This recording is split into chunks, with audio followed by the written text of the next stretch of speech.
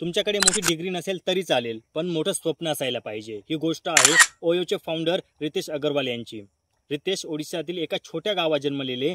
घरात खूप पैसा नव्हता, पण मन मात्र मोठं होतं। लहानपणापासूनच त्यांना नवीन ठिकाणं पाहण्याचा शौक होता।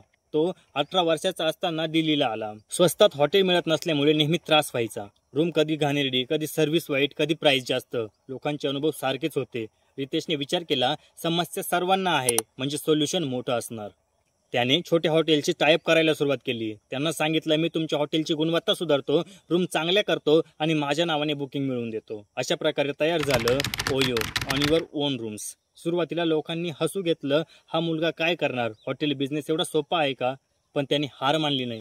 2013 साली ओयोची सुरुवात झाली। हॉस्टेलची क्वालिटी सुधारली, ग्राहकांची निवड सोपी झाली आणि काही वर्षातच ओयो भारतभर पसरलं। आता फक्त भारतात नाही, आज ओयो 35 पेक्षा जास्त देशांमध्ये आहे। लाखो रूम्स, लाखो ग्राहक आणि 18 वर्षाचा मुलगा झाला अब्जावधी। डिग्रीपेक्षा ड्रीम महत्वाचं। समस्या दिसली की त्यातच संधी लपलेली असते। मोठं बनायचं असेल तर लोकांची खिल्ली उडवली तरी चालेल, आपण थांबायचं नाही।